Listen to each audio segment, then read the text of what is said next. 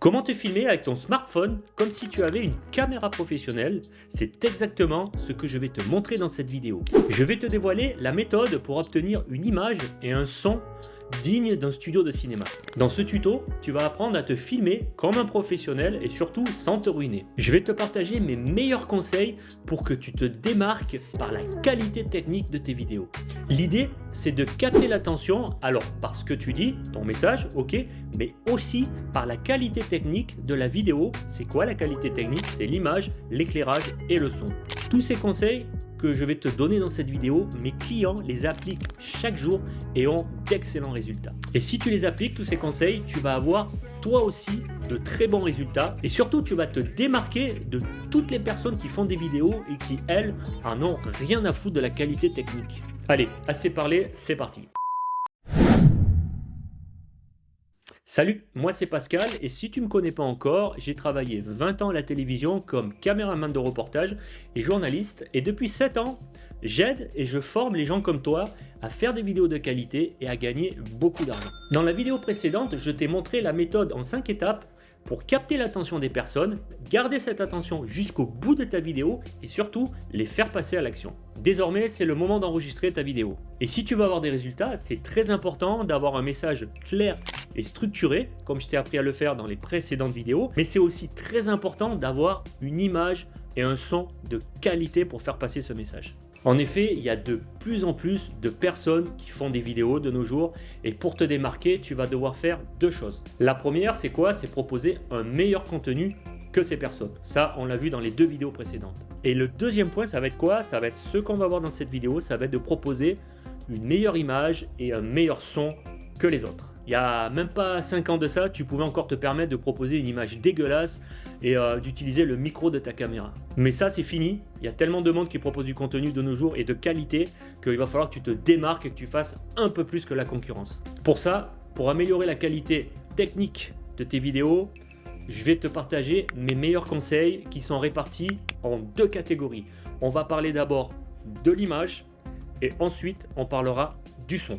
Allez, c'est parti, on commence directement par la qualité de ton image. Tout simplement, la première chose que tu dois faire, c'est de stabiliser ton image. Une image qui bouge, ça fait amateur.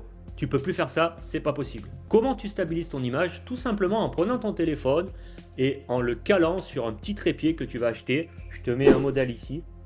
Ou alors, si tu veux pas dépenser 10 ou 15 euros dans un trépied, tu peux le caler chez toi. Tu le cales avec des livres. Mais ton smartphone doit être fixe. Il ne doit pas bouger. Tu ne dois pas l'avoir au bout de main. Il ne doit pas bouger. Il doit être fixe. Ça, c'est un gage de qualité. Ensuite, une fois que tu as stabilisé ton smartphone, c'est très bien, on va passer à quelques réglages qu'il va falloir faire sur ton téléphone. Tu vas voir, c'est très rapide, ne t'en fais pas. On va optimiser quelques petits réglages, je vais te montrer, pour optimiser la qualité de tes vidéos. Donc je vais te donner quelques petits conseils et le tout premier conseil, ça va être de passer en mode avion. Pourquoi tu dois mettre le mode avion sur ton téléphone? Pour deux raisons en fait. Déjà la première, c'est que si tu mets pas le mode avion, tu vas être soit appelé, soit dérangé par des notifications, Facebook, Instagram, WhatsApp, tout ce que tu veux. Tu vas être coupé sans arrêt, tu vas perdre un temps fou, ça va t'énerver, ça va t'amener du stress et c'est pas ce qu'on veut.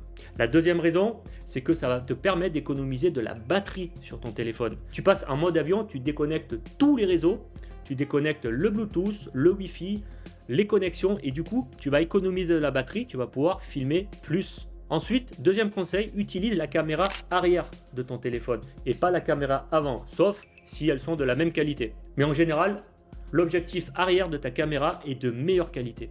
Autre petit conseil, tourne absolument en Full HD. Full HD, c'est quoi? C'est 1920 pixels, comme ça, par 1080. Voilà. Tu multiplies les deux, tu vois le nombre de pixels que tu as. C'est beaucoup mieux que de tourner en 720. Par contre, je ne te conseille pas de tourner en 4K. Pourquoi? Parce que tu vas peut-être croire que l'image est de meilleure qualité, mais pas du tout en fait. À l'œil nu, sur les réseaux, sur YouTube ou en petit sur un téléphone, tu ne vois pas la différence. Et le 4K, pourquoi je ne te conseille pas de tourner en 4K? Parce que ça va te prendre beaucoup plus de mémoire sur ton téléphone. Il va falloir qu'il y ait une carte mémoire vraiment beaucoup plus conséquente. Et surtout, deuxièmement, quand tu vas faire ton montage vidéo, ça va te prendre beaucoup plus de ressources sur ton ordinateur et il va falloir que tu aies un logiciel puissant pour monter le 4K. Donc, honnêtement, tourne en Full HD. c'est suffisant. La seule chose pour laquelle tu pourrais tourner en 4K, c'est si jamais tu veux faire des zooms dans l'image, si tu veux cropper, on appelle ça cropper, tu vas aller chercher des détails, tu veux isoler un œil, un détail dans le décor. Voilà, tu veux faire un gros plan dans ton image, là oui, parce que si tu tournes en Full HD, tu vas commencer, quand tu vas zoomer, tu vas commencer à voir les pixels, c'est pas très beau. Voilà, donc le seul moment, c'est vraiment si tu sais que tu veux faire des zooms dans l'image, là tu peux tourner en 4K, mais sinon je te conseille pas du tout. Avant que j'oublie, j'ai un beau cadeau pour toi si tu veux connaître les méthodes pour obtenir rapidement plus de clients grâce à tes vidéos, que ce soit sur YouTube, Instagram ou TikTok. J'ai créé pour toi Video Starter. Video Starter, c'est quoi? C'est un espace membre 100% gratuit. Tu vas y trouver toutes les ressources essentielles pour créer des vidéos virales et obtenir rapidement plus d'abonnés et de clients. Ça se passe en premier commentaire sous cette vidéo et c'est complètement gratuit, alors profites-en. Ensuite, pour la cadence d'image, ce qu'on appelle la cadence d'image, c'est le nombre d'images qu'il y a, le nombre de photos en fait, d'images qu'il y a dans une seconde de vidéo. Je te conseille de tourner en 25 images par seconde. Ça s'appelle 25 IPS, images par seconde, et en anglais c'est 25 FPS, frame per seconde. Voilà, je te conseille de tourner en 25. Pourquoi? Parce que c'est ce qui est fait au cinéma déjà, et c'est ce qui respecte, qui se rapproche le plus de ce que voit l'œil humain. Voilà, donc tu vas avoir un look cinéma et un look naturel. Voilà, sauf si tu veux faire du ralenti, tu peux tourner en 50, 60, 100, 120. Mais bon, en général, si tu fais du face caméra, tu n'as pas besoin de faire de ralenti. Donc tourne en 25 images par seconde, voire 30 si sur ton smartphone il n'y a pas 25. Tourne en 30 images par seconde, tu verras pas trop la différence. Mais par contre, ne va pas au-delà. Ensuite, je te conseille d'utiliser le format MP4 ou alors le format Move. Ne sors pas de ces formats, sinon tu vas avoir des problèmes de lecture et de compatibilité. Pardon, j'arrive pas à le dire. Ensuite, pour tout ce qui est mise au point, exposition, balance des blancs, je te conseille de garder le mode automatique. Tu vas faire un test sur ton téléphone, tu vas voir, tu vas te filmer, tu vas voir si tu restes tout en automatique, si ça fonctionne. Si ça fonctionne, honnêtement, ne t'embête pas à faire la mise au point sur ton visage, à faire l'exposition, à faire la balance des blancs, c'est-à-dire la température de couleur. Fais tout en automatique, enlève-toi des problèmes, reste simple et voilà, et ça ira très bien comme ça. Voilà, maintenant que ces petits détails techniques sont réglés, j'aimerais voir avec toi et aborder le cadrage et la composition de l'image. Déjà, je te conseille de tourner tout le temps, sauf exception, de tourner en format paysage. Format paysage, c'est comme ça, c'est-à-dire c'est là où tu vas avoir le plus d'informations dans ton image, et c'est ce qu'on appelle le 16/9. Voilà. Alors tu vas me dire ok, mais je fais que du short. Mais ça tu sais pas en fait. C'est-à-dire si tu pars pour faire un short et qu'au dernier moment tu l'as tourné comme ça, en 9/16 en vertical, et que tu te dis non mais en fait j'aimerais bien le diffuser comme ça sur YouTube et pas qu'en short, bah, tu vas avoir des problèmes, c'est que de chaque côté tu vas avoir des bandes noires en fait, donc c'est dommage, ça va être moche. Donc tourne toujours la plupart du temps en horizontal, en 16/9. Après, si tu veux faire un short, tu vas pouvoir au montage rétrécir de chaque côté et proposer un short, ça se fait automatiquement. On le verra quand on va aborder dans la vidéo suivante le montage, mais c'est très facile à faire, ça se fait en 1 seconde, c'est le logiciel de montage qui te fait ça tout seul. Donc tourne en horizontal, et si après tu veux diffuser par exemple en format court, tu vas faire du vertical, mais ne fais pas l'inverse parce que tu risques d'avoir des problèmes. Ensuite, on va aborder le cadrage. Le cadrage, je te conseille, il y a 3 cadrages que je te conseille. Il y a ce qu'on appelle le plan cravate, c'est-à-dire tu vas cadrer comme ça. Voilà, tu vas cadrer au niveau du nœud de cravate, si tu veux. Ensuite, tu as le plan poitrine, c'est exactement ce que j'ai en ce moment. Tu es cadré au niveau du torse, au niveau de la poitrine. Et si tu veux, tu peux vraiment pousser et faire un plan taille. Le plan taille, tu vas vraiment cadrer au niveau de la taille. Voilà, tu vas cadrer plus bas au niveau de la ceinture. Mais reste sur le cravate, le poitrine, voire le taille. Va pas plus loin, ça sert à rien. Parce que si tu fais un plan américain, c'est-à-dire que tu es beaucoup plus loin, tu es coupé au niveau de la cuisse, ça va déjà commencer à faire loin, on va pas trop te voir en fait. Reste comme ça, face caméra, reste cravate, cadré plan cravate, ou alors plan poitrine, comme je suis là. Voilà, ce sera très bien pour débuter. Ensuite, j'aimerais voir avec toi ce qu'on appelle les angles de prise de vue. Un angle de prise de vue, c'est quoi? C'est l'inclinaison de ta caméra en fait, comment elle est par rapport à ton regard, à tes yeux. Je te conseille d'utiliser à 99% du temps ce qu'on appelle à hauteur d'œil, c'est-à-dire comme je suis là, ta caméra, ton objectif de caméra qui est là, tu vas le mettre au même niveau que tes yeux. Voilà, sur ton trépied bien sûr, tu vas le caler au même niveau que tes yeux. Pourquoi? parce que tu t'adresses à ton spectateur au même niveau que lui, tu es au même niveau que lui, tu n'es ni au-dessus ni au-dessous. Et si tu utilises la plongée ou la contre-plongée, c'est-à-dire par-dessus ou te filmer par-dessous au niveau des angles, ça va déformer ton visage, ça va pas être très joli. Donc reste au même niveau, mets ta caméra comme je suis au même niveau que ton regard, que tes yeux, et c'est très bien comme ça. Ensuite, dernier point, où tu te situes dans l'image. Est-ce que tu te mets à gauche, à droite? La règle vraiment universelle, c'est quand tu regardes en face, quand tu regardes ta caméra, tu t'embêtes pas, tu te mets en plein milieu de ton image. Voilà. En plein milieu ou légèrement en plein milieu, tu n'es pas obligé d'être vraiment pile poil au milieu, mais essaye de rester au milieu de ton image. Et voilà, ça c'est la règle. Quand tu regardes en face de toi, tu regarderas, si tu regardes le journal télé le soir à la télé, tu verras que le présentateur il s'adresse aux Français, il regarde la caméra, du coup il est au milieu de l'image. Voilà. Et toi pareil, quand tu t'adresses comme je suis en train de faire à ton public, reste au milieu, tu te cadres au milieu. Ensuite on va aborder l'éclairage. Si tu as un petit budget, que tu ne veux pas acheter de l'éclairage, tu peux tout simplement utiliser la lumière ambiante, la lumière naturelle qu'il y a dans ta pièce.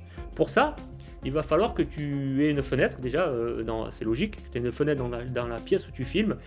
Attention, ne te mets surtout pas dos à la fenêtre quand tu te filmes. Pourquoi? Parce que si tu te mets dos à la fenêtre, tu vas avoir l'effet qu'on appelle le contre-jour, c'est-à-dire derrière ça va être beaucoup éclairé, toi tu vas être moins éclairé puisque tu n'as pas d'éclairage, du coup ton visage on va pas le voir en fait, on va le voir légèrement noir ou gris, c'est pas ce qu'on veut, on veut voir ton visage. Voilà, donc place-toi face à la fenêtre, voilà ça c'est la fenêtre, tu te mets face à la fenêtre va t'éclairer avec la lumière du soleil, la lumière du jour, voilà ça c'est très important. Et si tu as un petit budget on va dire une centaine d'euros, 50, 100 euros, tu peux utiliser ce qu'on appelle la lumière artificielle comme moi, là je suis éclairé par une softbox. Voilà, moi les deux modèles que je recommande ce sont soit les panneaux LED, mais des panneaux LED assez gros, pas des petits panneaux LED, hein, ça éclaire très mal, des gros panneaux LED comme celui-là, ou alors comme j'ai moi de la softbox, c'est-à-dire il y a une grosse ampoule dedans avec un diffuseur comme celle-ci. Pour débuter, une seule source lumineuse, ça suffira. Après, si vraiment tu veux monter en gamme, tu vas pouvoir utiliser 3 sources, c'est-à-dire utiliser un éclairage qu'on appelle l'éclairage 3 points, où tu en mets une à 45 et tu mets une backlight derrière pour éclairer ton arrière de la tête. Mais là, on rentre vraiment dans du professionnel. Je te conseille déjà d'utiliser, si tu peux, d'acheter une petite lumière, d'utiliser une lumière pour t'éclairer. Voilà, maintenant, une fois qu'on a vu comment avoir une image de qualité professionnelle, avec les quelques conseils que je t'ai donnés, on va passer à la partie son. Parce qu'il ne faut pas oublier que dans audiovisuel, ok, il y a visuel, il y a l'image, mais il y a aussi audio. Tu pourrais te dire c'est 50-50. Moi, je pense que le son, et même j'en suis sûr, est beaucoup plus important que l'image. Pourquoi? Parce que quand tu vas regarder une vidéo qui a une super image, 4K, tout ce que tu veux, bien éclairé, avec du flou derrière, tu as l'impression que tu es au cinéma, ok, c'est une bonne chose. Mais si le son, il coupe toutes les 3-4 secondes, s'il est trop fort, s'il est trop faible, bah, qu'est-ce que tu vas faire? Au bout de 10, 15, 30 secondes, bah, tu vas zapper et l'image elle a beau être jolie, tu as quand même envie d'écouter ce que la personne elle dit en face. Donc tu vas partir. C'est dommage. En revanche, inversement, si l'image est moyenne, voilà, c'est pas une image de grande qualité, hein, on va dire. Mais par contre que le son, il est vraiment audible et limpide, qu'est-ce que tu vas faire? Tu vas rester, puisque tu vas écouter la personne. Tu t'en fous que l'image elle est un peu floue, que derrière c'est un peu flou, etc. Tu vas écouter, puisque le son est bon. Donc, vraiment, soigne, j'insiste, soigne le son de tes vidéos, et c'est l'erreur la plus courante que je vois en vidéo et sur YouTube. Et pour faire ça, pour soigner le son, tu n'es pas obligé d'acheter un micro à 600 €, comme je vois sur tous les podcasts, le fameux Shure de radio. Non, non, ce que tu vas faire, tu vas acheter un micro à 10 ou 15 €, mais tu dois absolument relier à ta caméra un micro externe. Voilà.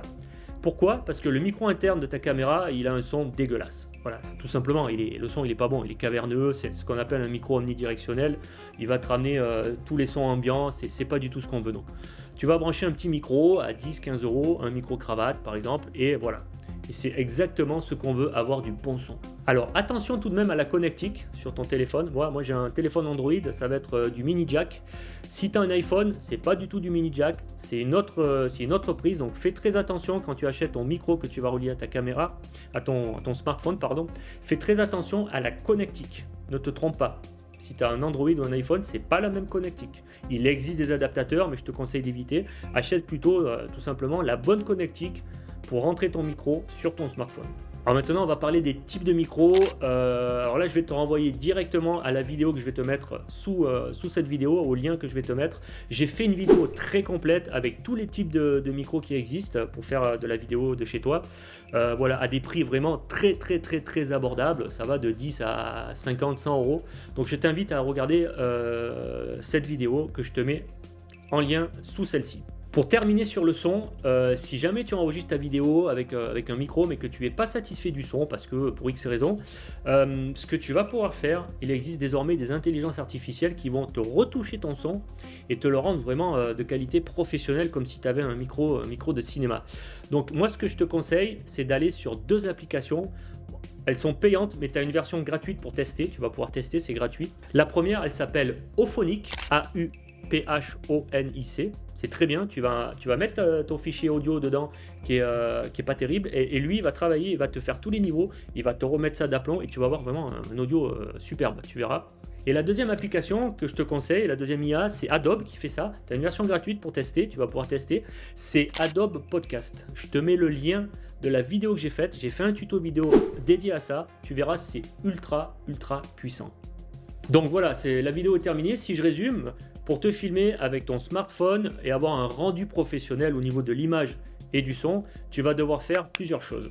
La première, ça va être de stabiliser ton appareil pour avoir une image de qualité professionnelle, une image qui ne bouge pas toutes les 2 secondes. Voilà, il faut que tu aies une image fixe, propre. La deuxième chose, ça va être de faire les bons réglages sur ta caméra, comme je t'ai montré. T'embête pas. La plupart du temps, les caméras de nos jours, elles font très bien en automatique. Donc, fais un test, regarde si l'automatique fonctionne. Reste en automatique. Ne te rajoute pas une contrainte de bosser en manuel. Reste comme ça. La troisième règle, ça va être de respecter tout simplement les règles de composition et de cadrage, comme je t'ai expliqué. La quatrième chose que tu vas devoir faire, c'est t'éclairer correctement, que ce soit avec la lumière naturelle ou avec de l'éclairage artificiel, des panneaux LED ou des softbox. Trouve le bon moyen de t'éclairer et éclaire-toi, c'est très important. Et ensuite, dernière chose que tu vas devoir soigner et faire, c'est l'audio. Pour ça, je te conseille d'utiliser un micro externe à ta vidéo, que ce soit un micro cravate ou un autre type de micro. Je te mets le lien sous cette vidéo pour aller voir ma vidéo sur les micros, mais utilise absolument un micro externe à ton smartphone. Voilà, maintenant avec tous ces conseils, tu vas transformer ton smartphone en caméra professionnelle et tu vas avoir un rendu de qualité. Merci d'avoir regardé cette vidéo jusqu'au bout. Dans la prochaine vidéo, je vais t'expliquer comment faire un montage vidéo de qualité en partant de zéro. Je vais tout te montrer, tu verras. Et en attendant, je te conseille dès maintenant, là, dès que tu as coupé avec moi, de prendre ton smartphone et d'utiliser tous les conseils que je t'ai donnés et de commencer à te filmer. Allez, je te dis à la prochaine fois pour le tuto réservé au montage vidéo.